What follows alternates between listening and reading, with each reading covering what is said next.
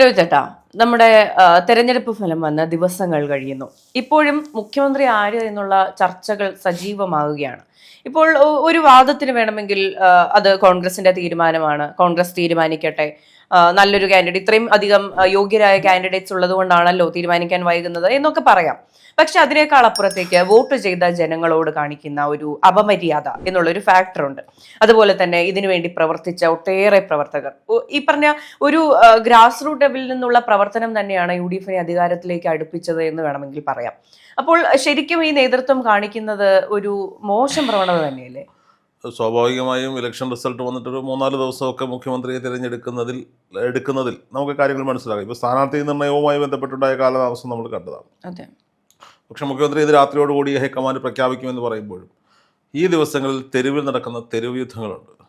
ആ തെരുവ് യുദ്ധങ്ങൾ എന്ന് പറയുന്നത്, നമുക്ക് കുറേ പേര് വരുന്നു, VD സതീശൻ്റെ ഫ്ലെക്സ് ബോർഡ് വലിച്ചു കീറുന്നു, അതിൽ ഉമ്മൻചാണ്ടിയുടെ പടമുണ്ട്, ഉമ്മൻചാണ്ടിയുടെ മുഖം നടുവേ കീറുന്നു. കുറേ പേര് വന്ന് KC വേണുഗോപാലിൻ്റെ ഫ്ലെക്സിൻ്റെ പുറത്ത് കരിയോലൊഴിക്കുന്നു. മറ്റു ചിലർ വന്നിട്ട് VD സതീശൻ്റെ മുഖത്തിടിക്കുന്നു, തുപ്പുന്നു. ഇതൊക്കെ സത്യം പറഞ്ഞാൽ ഈ UDF-ന് അനുകൂലമായി വോട്ട് ചെയ്ത സാധാരണക്കാരായ ജനങ്ങളെ അണ്ടർവെയർ ഇടാതെ വന്ന് മുണ്ടുപൊക്കി കാണിക്കുന്നതിന് തുല്യമാണ്. വെറുതെ മുണ്ടുപൊക്കി കാണിക്കുന്നതിന് തുല്യമല്ല, അണ്ടർവെയർ ഇടാതെ വന്നിട്ട് മുണ്ടുപൊക്കി കാണിക്കുന്നതിന് തുല്യമാണ്. പ്രേക്ഷകർ ക്ഷമിക്കണം, ക്ഷമ ചോദിച്ചുകൊണ്ട് തന്നെയാണ് ഞാൻ പറയുന്നത്. നമുക്ക് മുഖ്യമന്ത്രി ആരോ ആകട്ടെ, അത് ഇന്ത്യൻ നാഷണൽ കോൺഗ്രസിൻ്റെ അധികാരമാണ് ആ മുഖ്യമന്ത്രിയെ തീരുമാനിക്കുക എന്നുള്ളത്. സ്വാഭാവികമായും KC വേണുഗോപാലിനെ മുഖ്യമന്ത്രിയാക്കണമെന്ന് ആവശ്യപ്പെട്ടുകൊണ്ട് ഒരു കൂട്ടം പ്രവർത്തകർ, തിരഞ്ഞെടുക്കപ്പെട്ടവരിൽ ഭൂരിഭാഗം MLA-മാർ ഇന്ന് ഘോർഘോ മുഴക്കുന്നു. VD സതീശന് വേണ്ടി ജനം തെരുവിലിറങ്ങുന്ന കാഴ്ച. പണ്ടൊരു VS-ന് വേണ്ടിയായിരുന്നെങ്കിൽ ഇന്ന് VD സതീശന് വേണ്ടി ജനം തെരുവിലിറങ്ങുന്ന കാഴ്ച നമുക്കാണ്. അത് VD സതീശൻ എടുത്തിട്ടുള്ള മതേതരപരമായ നിലപാടുകൾക്കൊപ്പം അദ്ദേഹത്തിൻ്റെ കണക്കുകൂട്ടലുകൾ കൃത്യമായിരുന്നത് കൊണ്ടാണ്, പാർട്ടിയെ മുന്നിൽ നിന്ന് നയിച്ചതുകൊണ്ടാണ്. രമേശ് ചെന്നിത്തലയ്ക്ക് വേണ്ടിയും ഒരു വിഭാഗം ആളുകൾ, സീനിയോറിറ്റി ആണ് പാലിക്കപ്പെടേണ്ടത് എന്ന് രമേശ് ചെന്നിത്തല വിഭാഗം മുന്നോട്ട് വെക്കുന്ന ചില കണക്കുകൾ. ഇതാര് തന്നെ ആയിക്കൊള്ളട്ടെ, 3 പേര് മുഖ്യമന്ത്രിയായാൽ എന്തിനാണ് ജനം ഇവരെ തിരഞ്ഞെടുത്ത് വിട്ടത്? ജനത്തിന് മറ്റൊരു ഓപ്ഷൻ ഉണ്ടായിരുന്നല്ലോ. ഒരു ഇടതുപക്ഷ ജനാധിപത്യ മുന്നണി എന്ന് പറയുന്ന ആ മുന്നണിയോട്, അല്ലെങ്കിൽ അതിനെ നയിച്ചവരോട് ഈ നാട്ടിലെ ജനങ്ങൾക്കുണ്ടായിരുന്ന എതിർപ്പ് കൊണ്ടാണ്, ഭരണവിരുദ്ധ വികാരം കൊണ്ടാണ് UDF-ന് ഇത്രയും കൂടുതൽ ഭൂരിപക്ഷം ലഭിച്ചത് എന്ന് പറയുമ്പോൾ ഞാൻ ചോദിക്കുന്നത്, അങ്ങനെയാണെങ്കിൽ അവരോടുള്ള എതിർപ്പായിരുന്നെങ്കിൽ എന്തുകൊണ്ട് ഇവർക്ക് BJP കാൻഡിഡേറ്റ്സിന് വോട്ട് ചെയ്യാമായിരുന്നല്ലോ, NDAയുടെ കാൻഡിഡേറ്റ്സിന് ഇവർക്ക് വോട്ട് ചെയ്യാമായിരുന്നു? എന്തുകൊണ്ട് ആ വോട്ടുകളൊക്കെ UDF-ന് കിട്ടി? UDF അധികാരത്തിലെത്തിയാൽ ഈ പറയപ്പെടുന്ന അഹങ്കാരമോ അഹന്തിയോ ഇല്ലാതെ ജനപക്ഷപരമായ തീരുമാനങ്ങൾ എടുത്തുകൊണ്ട് ജനങ്ങളോട് ചേർന്ന് നിൽക്കുന്നൊരു മുഖ്യമന്ത്രി ഉണ്ടാകും എന്നുള്ള ചിന്തയും, NDA അധികാരത്തിലേക്ക് എത്തിയാൽ അവരിവിടെ വർഗീയ കൊടി ഉയർത്തുന്നു, മതേതരപരമായ നിലപാടുകൾ എടുത്തുകൊണ്ട് ശാന്തിയുടെയും സമാധാനത്തിൻ്റെയും പാതയിലൂടെ ഈ നാട് മുന്നോട്ട് പോകണമെന്നുള്ളത് കൊണ്ടാണ് ഈ പറയപ്പെടുന്ന ഇന്ത്യൻ നാഷണൽ കോൺഗ്രസിൻ്റെ പ്രവർത്തകർക്ക് തൃക്കരിപ്പൂരിലടക്കം, കോഴിക്കോട് ജില്ലയിലെ പല മേഖലകളിലടക്കം, ആലപ്പുഴ ജില്ലയുടെ പല മേഖലകളിലടക്കം, കൊല്ലം ജില്ലയുടെ പല മേഖലകളിലടക്കം, കണ്ണൂരിൻ്റെ പല മേഖലകളിലടക്കം ഈ പറയപ്പെടുന്ന ഇടതുപക്ഷത്തെ മറന്നുകൊണ്ട് വലതുപക്ഷത്തിന് വോട്ട് ചെയ്ത സാധാരണക്കാരായ പ്രവർത്തകരുണ്ട്. നോക്കൂ, ഇന്ന് കേരളത്തിലെ സജീവമായ രാഷ്ട്രീയത്തിൽ നിൽക്കുന്ന, ഞാൻ സൗഹൃദത്തിന് പുറത്ത് പലരോടും സംസാരിക്കുന്നതാണ്, ഹാർഡ് കോർ ഗ്രൂപ്പുകാർ പോലും, അതായത് രമേശ് ചെന്നിത്തലയുടെ ഗ്രൂപ്പുകാർ പോലും മനസ്സുകൊണ്ട് ആഗ്രഹിക്കുന്നത് VD സതീശനെ പോലെ ഒരാൾ മുഖ്യമന്ത്രിയാകണമെന്നുള്ളതാണ്. ആ കാര്യത്തിൽ യാതൊരു വിധമായ സംശയവുമില്ല. ജനപ്രതിനിധികളുണ്ടല്ലോ, പഞ്ചായത്ത് മെമ്പർമാർ, പഞ്ചായത്ത് പ്രസിഡന്റുമാർ, ബ്ലോക്ക് പഞ്ചായത്ത് മെമ്പർമാർ, ഇവരൊക്കെ ആഗ്രഹിക്കുന്നത് നിലപാടുള്ള, നട്ടലുള്ള ഒരു മുഖ്യമന്ത്രി ഉണ്ടാകണം എന്നുള്ളതാണ്. മറ്റുള്ളവർ ആയാൽ അതില്ല എന്നല്ല. പക്ഷെ കഴിഞ്ഞ 5 വർഷക്കാലം പ്രതിപക്ഷ നേതാവായിരുന്നു കൊണ്ട് VD സതീശൻ അത് കാട്ടിക്കൊടുത്തിട്ടുണ്ട്. അവരുടെ മുന്നിൽ ജീവിച്ചിരിക്കുന്ന ഉദാഹരണമായി VD സതീശൻ പരവൂരിൻ്റെ MLA ആയി, ഈ പറയപ്പെടുന്ന 102 MLA-മാരിൽ ഒരാളായി അവിടെയുണ്ട്. അപ്പോൾ സ്വാഭാവികമായും VD സതീശൻ മുഖ്യമന്ത്രിയാകണമെന്ന് ആഗ്രഹിക്കുന്നുണ്ട്.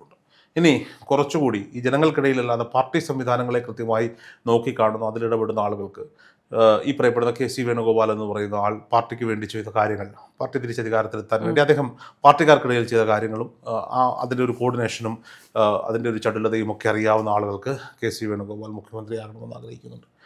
നോക്കൂ, ഞാൻ പറയുന്നത് ഇവിടെ ഘടകകക്ഷികൾക്ക് കുറച്ചുകൂടിയൊക്കെ ഇടപെടാൻ സാധിക്കും.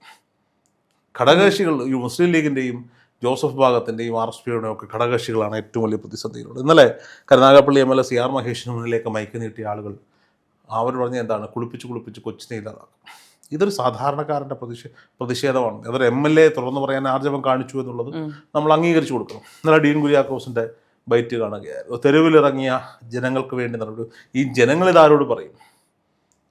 ഇവിടെ നിങ്ങൾക്ക് ഇലക്ഷൻ വന്ന സമയത്ത് ഇലക്ഷൻ ക്രോഡീകരിക്കാൻ, പോസ്റ്റർ ഒട്ടിക്കാൻ, അഭ്യർത്ഥനകൾ വീട്ടിലെത്തിക്കാൻ, അനൗൺസ്മെൻറ്റ് നടത്താൻ, വോട്ടുകൾ ചോദിക്കാൻ, നിങ്ങൾ പ്രഖ്യാപിച്ച റോഡ് ഷോകൾ ഗംഭീരമാക്കാൻ, നിങ്ങൾക്ക് വേണ്ടി ബൂത്ത് തലത്തിൽ പ്രവർത്തനം നടത്താൻ, ഇലക്ഷൻ ദിവസം ഓപ്പോസിറ്റ് നിൽക്കുന്ന പാർട്ടിക്കാരോട് തർക്കിച്ചുകൊണ്ട് അവരുടെ ബൂത്ത് പിടുത്തവും കള്ളവോട്ടും തടയാൻ വേണ്ടിയുള്ള പ്രവർത്തനങ്ങളിൽ ഏർപ്പെടുത്താൻ, ജയിച്ചു വന്നപ്പോൾ നിങ്ങൾക്ക് വേണ്ടി വലിയ ഘോഷയാത്ര നടത്താനൊക്കെ ഉണ്ടായിരുന്ന പ്രവർത്തകർക്ക് അവരുടേതായ അഭിപ്രായം രേഖപ്പെടുത്താൻ ഇടമില്ലെങ്കിൽ അവർ തെരുവുകളിലേക്ക് ഇറങ്ങേണ്ടുന്നൊരു സാഹചര്യം ഉണ്ടാക്കി കൊടുത്തത് ഇവിടുത്തെ പാർട്ടി നേതൃത്വമാണ്.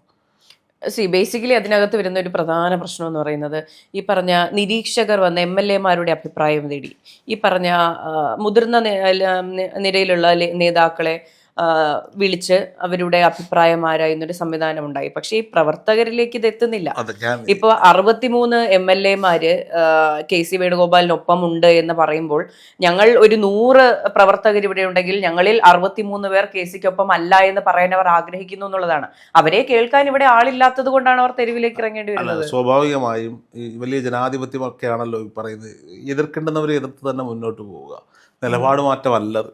നോക്കൂ, കഴിഞ്ഞ 5 വർഷക്കാലം എന്തുകൊണ്ട് നമ്മുടെ ചാനൽ UDF അനുകൂലമായ കണ്ടന്റുകൾ ചെയ്തു എന്ന് ചോദിച്ചാൽ ഇടതുപക്ഷത്തിനോട് ജനത്തിനോടുള്ള വെറുപ്പായിരുന്നു. ആ വെറുപ്പിന് UDF-ന് നേരെ തിരിഞ്ഞാൽ നമ്മൾ UDF-നെതിരെ സംസാരിക്കുമെന്ന കാര്യത്തിൽ യാതൊരുവിധ സംശയവുമില്ല. ഏതെങ്കിലും ഒരു നേതാവ് പണം കൊടുത്തോ അധികാരം കൊണ്ടോ നമ്മളെ വിലക്കെടുക്കാൻ സാധിക്കില്ല. അപ്പോൾ സ്വാഭാവികമായും സത്യമായി തന്നെ പറയണമെന്നുള്ളതുകൊണ്ട് പറയുകയാണ്. നിങ്ങൾ MLA-മാരുടെ വാക്ക് കേട്ടല്ലോ, ഇവർക്ക് വേണ്ടി പ്രവർത്തിച്ച സാധാരണക്കാരുണ്ടല്ലോ, നിങ്ങളൊന്ന് ചെയ്യണമെന്നേ, നിങ്ങളൊന്ന് ചെയ്യണം.